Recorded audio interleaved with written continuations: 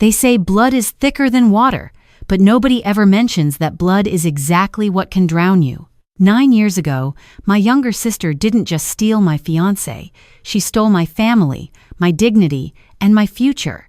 Last night, at a crowded anniversary dinner, she laughed right in my face.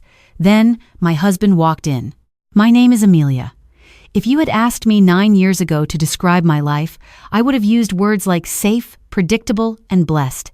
I was 26 years old, living in a beautiful, light-filled townhouse in Boston, and I was engaged to Jack.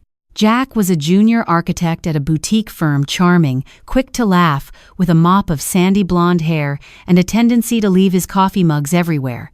We had been together since our senior year of college. When he proposed in the middle of a snowy December walk through Boston Common, slipping a modest, vintage-cut diamond onto my finger, I thought my life's path was set in stone. Then, my younger sister Chloe moved back home. In our family dynamic, I was the reliable one. I was the one who paid her own way through college, remembered our parents' anniversaries, and never caused a fuss. Chloe, on the other hand, was the golden child. She was 3 years younger, stunningly beautiful, and possessed a chaotic energy that my parents, Brenda and Richard, confused with free-spirited genius. She had just dropped out of her third master's degree program, this time in Florence, claiming the European academic structure was stifling her creativity. She returned to Boston practically penniless, armed only with a closet full of designer clothes she'd bought on my father's credit card and a bottomless need for attention.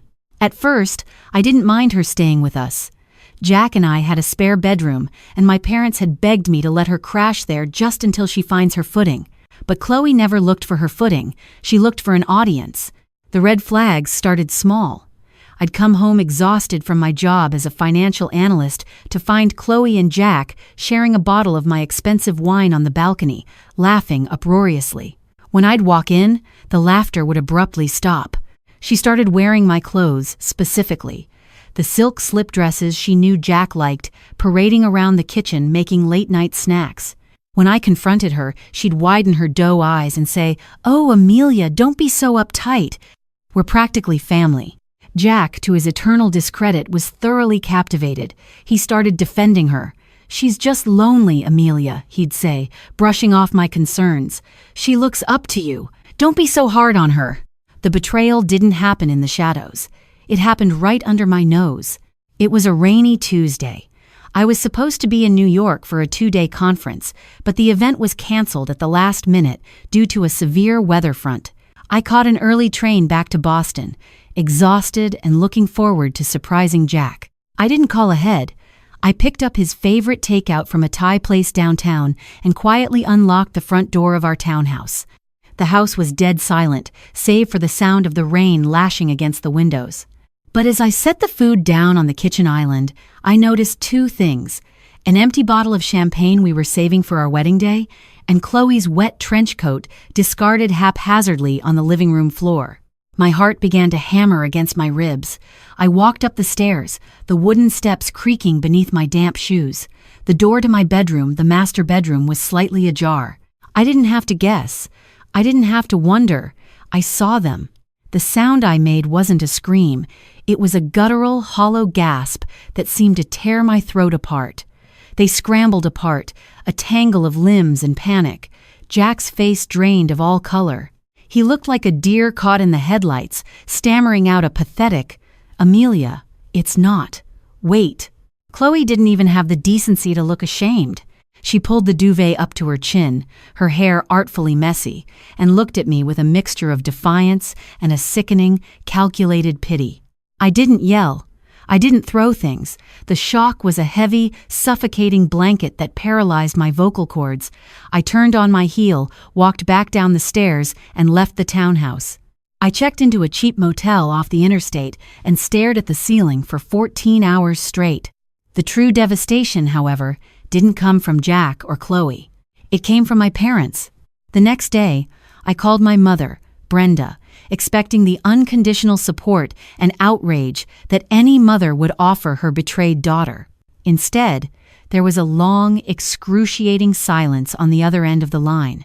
"Amelia, sweetheart, My mother finally sighed, her tone dripping with a placating edge that made my blood run cold.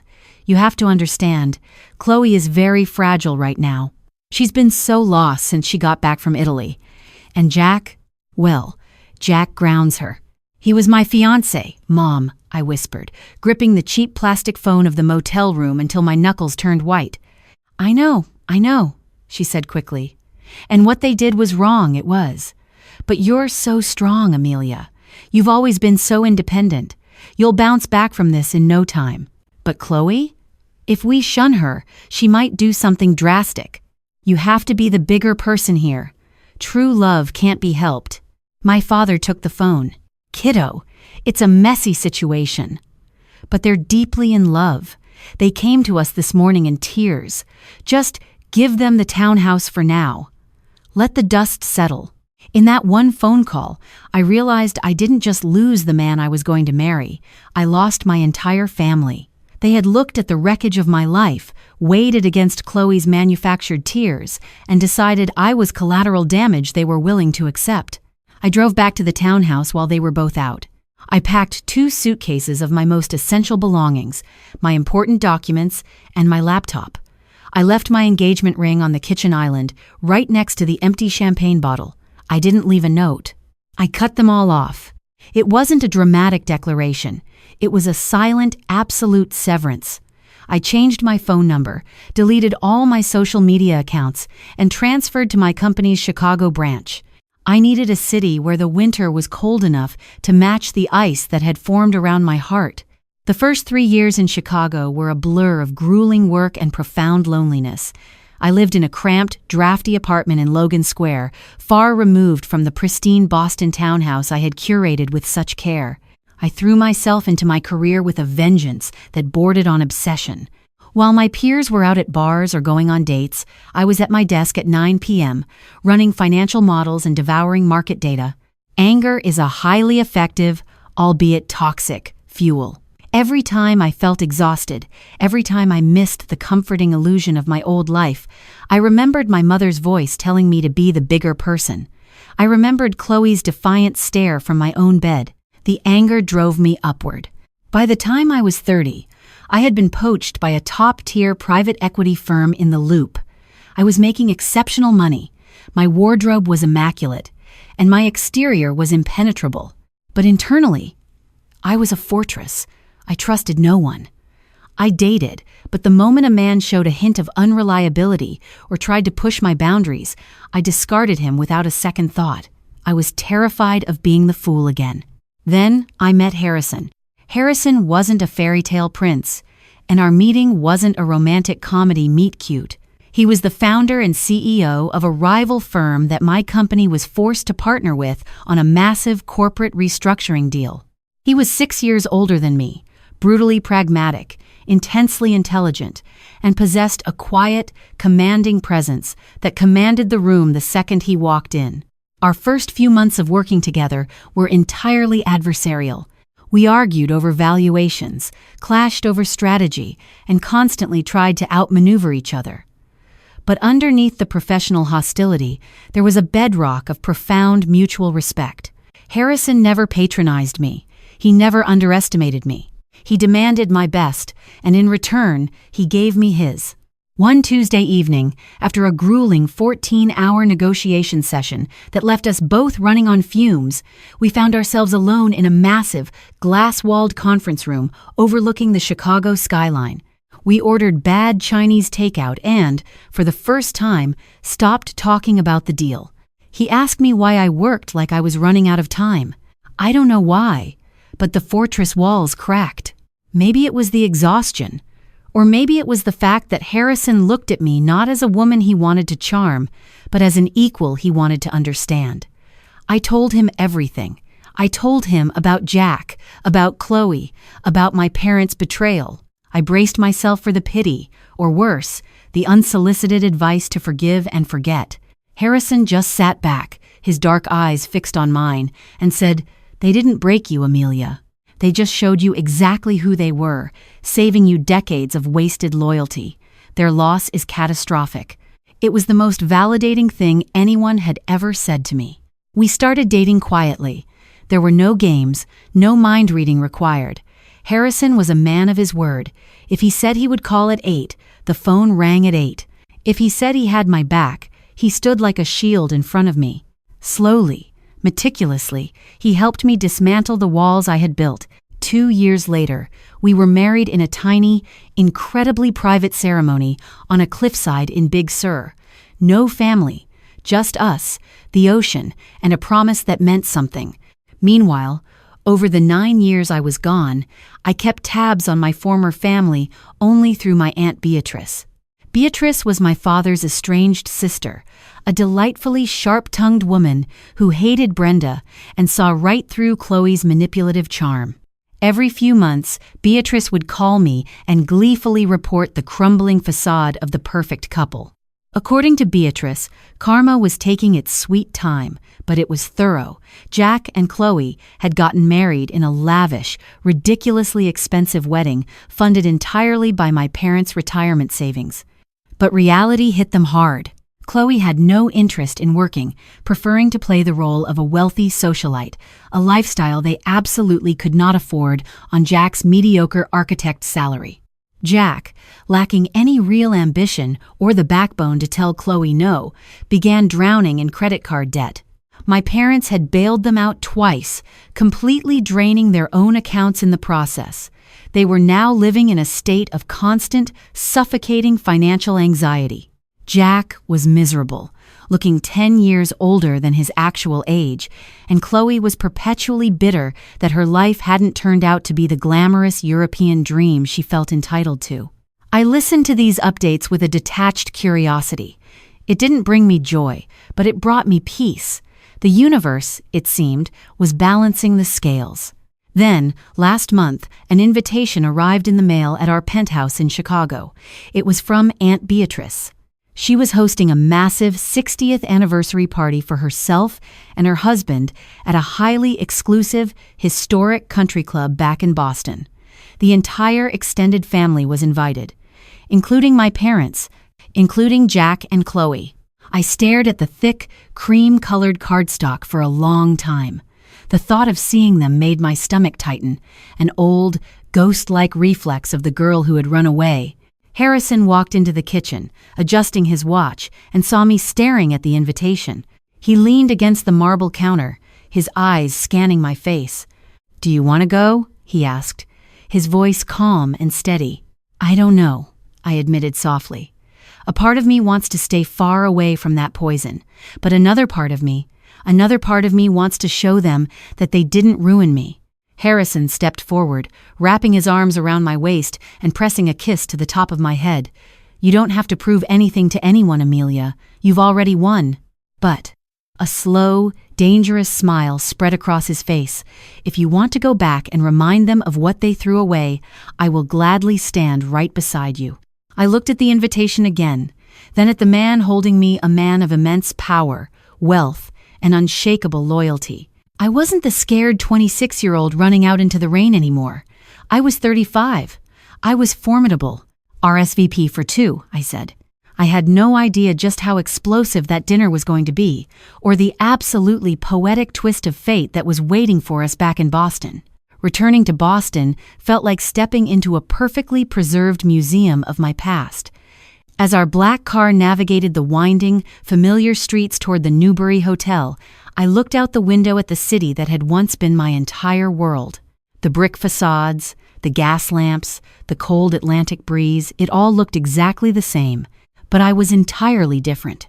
Aunt Beatrice had chosen the Wellington Country Club for her grand anniversary gala.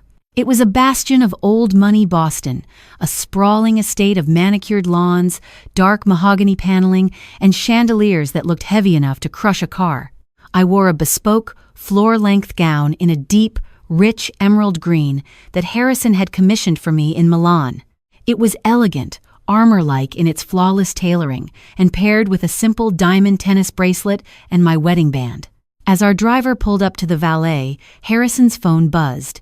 He glanced at the screen, a slight frown creasing his forehead. It's David from the acquisitions team, Harrison said, his voice dropping into its business register. The ink is drying on the Sterling and Croft buyout, but they need my verbal authorization on the final severance restructurings before midnight. I need to take this. I smiled, completely unbothered. Go. Take your time.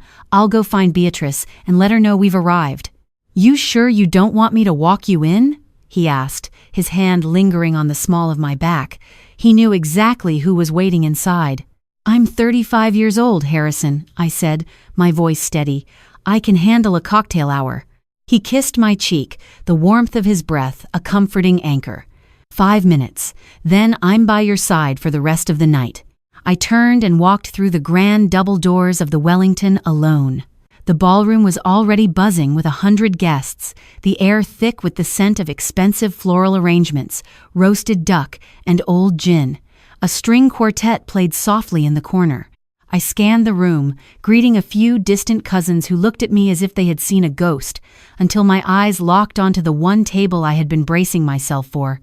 They were clustered near the ice sculpture, looking like a poorly painted family portrait. My father, Richard, looked remarkably diminished, his shoulders stooped and his tuxedo fitting poorly around his waist. My mother, Brenda, was clutching a glass of white wine with a white-knuckled grip, her eyes darting nervously around the room. And then, there they were, Jack and Chloe. Aunt Beatrice hadn't exaggerated. The last 9 years had exacted a heavy toll on my former fiancé. Jack's sandy blonde hair was thinning drastically, his posture defeated. He wore a suit that was shiny at the elbows, and he possessed the exhausted, hollowed-out stare of a man who spent his nights staring at the ceiling, doing terrifying mental math. Chloe, on the other hand, was desperately fighting the decay of time and consequence. She wore a bright, ostentatious fuchsia gown that screamed for attention, completely out of step with the muted elegance of the Wellington. Her face was tight, frozen by bad cosmetic fillers, and her voice was a shrill, carrying sound that cut through the polite murmurs of the room. I took a deep breath, letting the cool, detached persona that had made me millions in Chicago settle over my features. I walked directly toward them. My mother saw me first. She literally gasped, spilling a few drops of her wine onto her silk wrap. Amelia?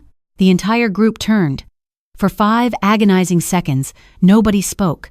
The silence was absolute. I didn't blink. I didn't fidget. I just stood there, letting them take in the woman they had thrown away. "Hello, Mother? Dad? Jack?"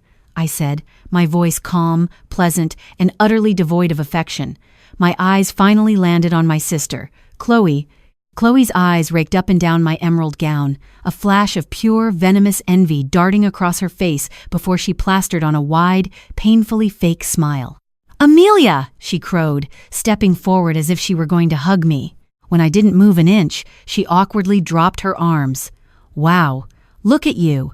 We honestly didn't think you'd have the nerve to show your face tonight. Aunt B said you RSVP'd, but we figured you were just being polite." "I never miss an opportunity to celebrate Aunt Beatrice," I replied smoothly. Jack couldn't even look me in the eye. He was staring at his scuffed dress shoes, his face flushed a dark, blotchy red. You look well, Amelia," he muttered softly. "She looks exactly the same, Jack. Don't exaggerate," Chloe snapped, elbowing him sharply in the ribs. She turned her hyper-focused gaze back to me, her eyes gleaming with malice. She noted my lack of an escort. "So, still flying solo, I see. 9 years is a long time to hold a grudge, Amelia. But I guess when you're busy hiding away in the Midwest, it's hard to find someone who wants to deal with all that baggage." My mother chimed in, her voice dripping with that same placating, toxic tone from 9 years ago. "Now, Chloe, be nice. Amelia has her career. Not everyone is meant to be a wife and a mother. We're just glad she's out of her little apartment and socializing." They truly thought I was still the broken, humiliated girl who had fled in the rain. They thought my solo entrance was a badge of shame. I felt a laugh bubbling up in my throat, but I suppressed it. "My apartment in Chicago was quite nice, actually," I said softly. "But it's lovely to see you all haven't changed a bit." Aunt Beatrice materialized out of the crowd in a flurry of silver sequins and expensive perfume, wrapping me in a fierce hug. "Amelia, my darling, you made it. And where is that dangerously handsome husband of yours?" Chloe's head snapped up. "Husband?" Beatrice gave Chloe a withering look. "Yes, Chloe, keep up. Now everyone find your seats. Dinner is being served." Beatrice, the glorious, chaotic mastermind that she was, had seated me at the same circular table as my parents, Chloe, and Jack. The seating arrangement was a masterclass in psychological warfare. As we sat down, Chloe was visibly vibrating with nervous energy, desperate to reclaim the narrative. As the waiters poured the wine, she decided the best defense was an aggressive, delusional offense. Dinner began with a tense, suffocating atmosphere. While the rest of the ballroom laughed and clinked glasses, our table was a war zone of passive aggression. Chloe spent the first 2 courses loudly broadcasting a fabricated version of her life to the relatives seated nearby. She talked about their upcoming second honeymoon to the Amalfi Coast, a trip I knew for a fact they couldn't afford, and loudly complained about the domestic help in their neighborhood. Jack stared into his soup, sweating profusely, drinking his wine far too fast. "It's just exhausting, you know?" Chloe sighed loudly, waving her fork. "Jack works so hard at his firm. Sterling and Croft is so lucky to have him as a senior associate, but the management there is just archaic. Jack practically runs the place."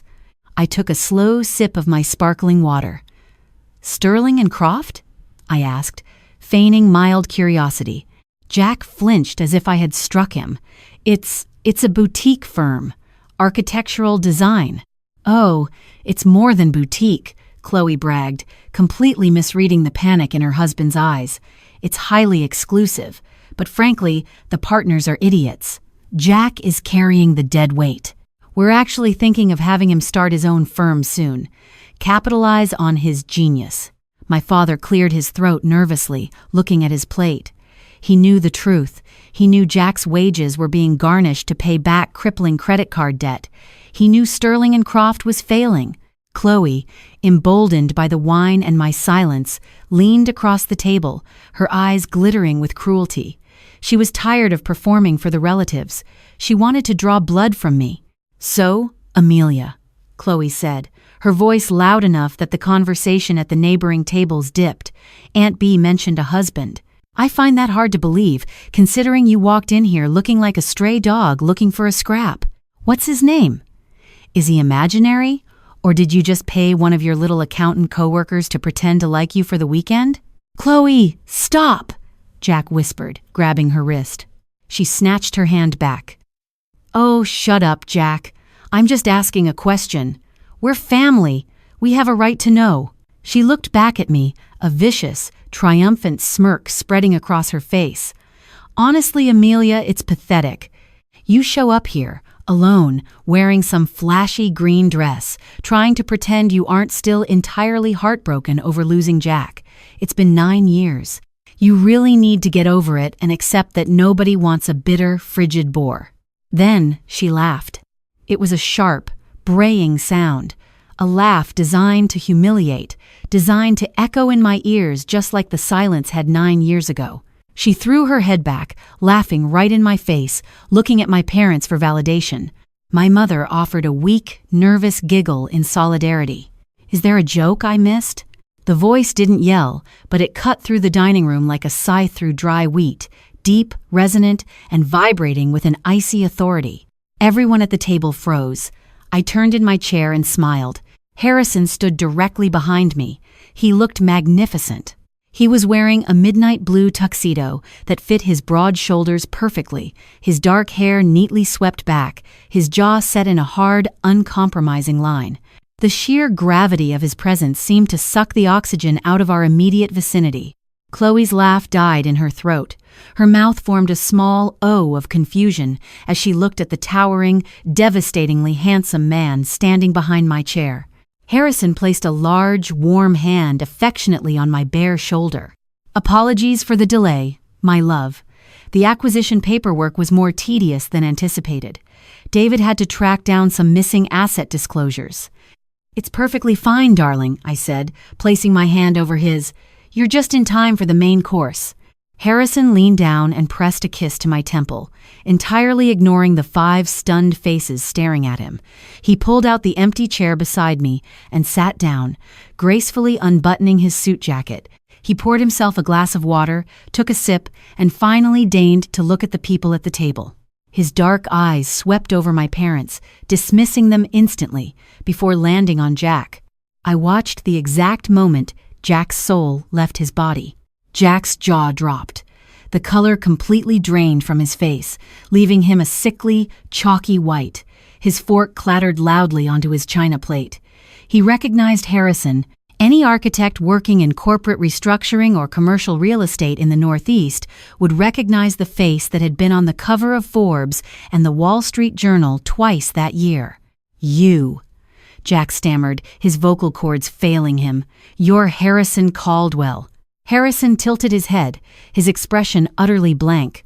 "I am." Chloe, oblivious to her husband's impending cardiac arrest, decided to try and play the charming socialite. She leaned forward, pushing her chest out, her voice dropping an octave into what she thought was a seductive purr. "Well, hello there. I'm Chloe, Amelia's much younger sister. We had no idea she was hiding someone, so she bit her lip. Successful. What do you do, Harrison?" Harrison didn't even look at her. He kept his eyes locked onto Jack, who was now trembling visibly. "I buy failing assets," Harrison said softly. The words were a quiet execution. "I acquire bloated, mismanaged companies, liquidate their dead weight, and restructure their debts for my investors at Vanguard Holdings." My father let out a strangled gasp. Even he knew the name Vanguard Holdings. "Vanguard?" Chloe echoed, frowning, her brain struggling to connect the dots. "Wait, isn't that... Jack, isn't that the firm you were complaining about?" "Shut up, Chloe," Jack hissed, panic finally breaking through his paralysis. "Just, please, shut your mouth." Harrison leaned back in his chair, swirling his water glass. "It's a small world, isn't it, Jack?"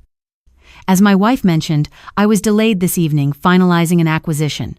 Vanguard Holdings just formally purchased the parent company of Sterling and Croft. The silence at the table was so profound you could hear a pin drop. "Now," Harrison continued, his tone conversational but laced with razor blades, "I spent the last hour reviewing the employee productivity rosters and the outstanding debt ledgers with my CFO. It's fascinating reading. For instance, did you know that Sterling and Croft's worst-performing senior associate has brought in 0 net new clients in 3 years? A man who, coincidentally, just had his wages garnished for a 3rd time due to defaulting on a massive, criminally negligent balloon mortgage. A mortgage, I might add, that was co-signed by his in-laws." My mother let out a high-pitched whimper and covered her mouth with her napkin. My father looked as if he was going to be sick. Chloe's fake tan suddenly looked very stark against her suddenly pale skin. What are you talking about? Jack is a genius. He runs that firm." Harrison finally looked at Chloe. The absolute disdain in his eyes made her shrink back into her chair. "Your husband doesn't run anything, Chloe," Harrison said, his voice dropping to a terrifyingly quiet register. "Your husband is a liability, a drain on company resources. And as of 9 a.m. tomorrow morning, when Vanguard's HR department takes over the Boston office, he is officially unemployed." "You can't do that!" Chloe shrieked, her facade entirely crumbling. Several people at nearby tables turned to stare. "You can't just fire him because you're married to my bitter sister." "I am not firing him because of Amelia," Harrison said coldly. "My wife is a senior partner at a rival private equity firm. She doesn't involve herself in my petty corporate cleanups. I am firing him because he is utterly incompetent. His termination paperwork was drafted 3 days ago by the algorithms that identified him as the least valuable asset in the building." Harrison leaned forward, bracing his forearms on the table, invading their space. "The fact that he happens to be the coward who betrayed the most extraordinary woman I have ever met is simply a delightful, karmic coincidence." Jack put his head in his hands. He didn't argue. He didn't fight back.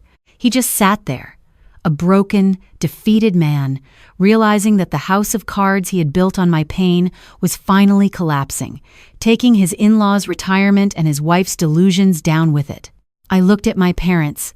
They were staring at Jack in absolute horror, the realization dawning on them that the golden child and her perfect husband had just bankrupted their family. I didn't feel angry anymore. I didn't feel sad. I just felt incredibly, wonderfully light. I stood up from the table. Harrison immediately rose with me, offering me his arm. "We're going to go say our goodbyes to Beatrice," I said, looking down at the 4 miserable people sitting in the wreckage of their own making. "Enjoy the rest of your evening. And Chloe?" Chloe looked up at me, her eyes filled with tears of genuine panic, her bottom lip trembling. The arrogant laughter from 10 minutes ago was entirely erased. "Good luck with the Amalfi Coast," I smiled. I slipped my arm through Harrison's, and together we walked away from the table, leaving them to drown in the silence. The walk from the dining room to the grand foyer felt like floating. I didn't look back. I didn't need to. The deafening silence we left in our wake was the only symphony I ever needed to hear. Outside, the crisp Boston air hit my face, smelling of the nearby harbor and damp leaves.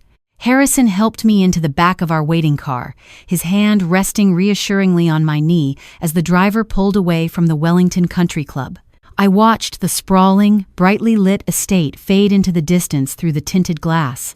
I thought I would feel a sense of vindictive triumph, but instead, I just felt a profound, overwhelming peace.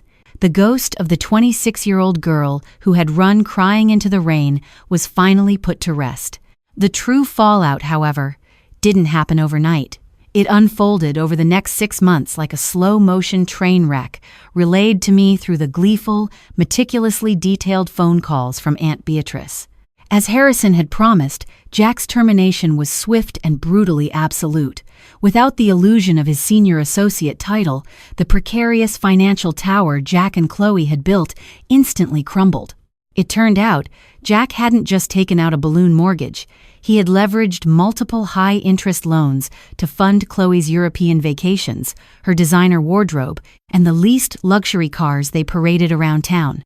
When the first major default hit, the bank didn't just come for Jack and Chloe. Because my parents, Brenda and Richard, had blindly co-signed on the largest of those debts to support their fragile girl, the creditors came for them, too. Karma, it turns out, is a ledger that demands to be balanced.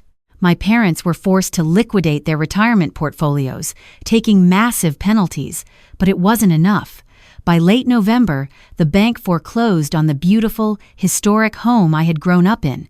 Brenda and Richard, who had spent their entire lives cultivating an image of upper-middle-class perfection, were forced to move into a cramped, 2-bedroom apartment in a noisy, undesirable suburb. Aunt Beatrice reported that my mother had entirely stopped attending her weekly country club luncheons out of sheer, suffocating shame. As for the deeply in love couple, poverty was the fatal blow to their romance. Chloe, stripped of her credit cards and status, quickly realized she had tied her horse to a sinking ship. She didn't stick around to help Jack rebuild. Instead, she filed for divorce 3 days before Christmas, citing irreconcilable differences. She attempted to secure alimony, but you cannot extract blood from a stone. Jack was entirely bankrupt. Disgraced in the Boston architectural community and drowning in legal fees, he eventually packed his few remaining bags and moved into his elderly mother's basement in rural Connecticut, taking a job as a basic draftsman for a commercial construction crew. Chloe's karma was perhaps the most poetic. With no education, no work history, and her looks fading beneath the stress of her self-imposed ruin, she found herself entirely cut off. The wealthy social circles she had desperately clawed her way into dropped her the moment her bank accounts froze. The last I heard, the former golden child was working the cosmetics counter at a mid-tier department store, forced to stand on her feet for 9 hours a day, charming the very people she used to look down upon. She actually tried to contact me one last time. A voicemail slipped past my assistant's screening process a few months ago. It was Chloe, weeping hysterically, begging for a small loan to help her get a new apartment, pleading that we were blood. I didn't call her back. I simply deleted the message, blocked the number, and went back to reviewing a portfolio with my brilliant, fiercely loyal husband. Blood does not automatically forge a family. Loyalty, respect, and shared burdens do. They thought they had buried me 9 years ago, failing to realize I was a seed. Today, my life is a fortress built on unshakable trust. Sometimes, the absolute best revenge isn't anger or retaliation. It is simply walking away, building your own empire, and letting karma do its flawless, devastating work.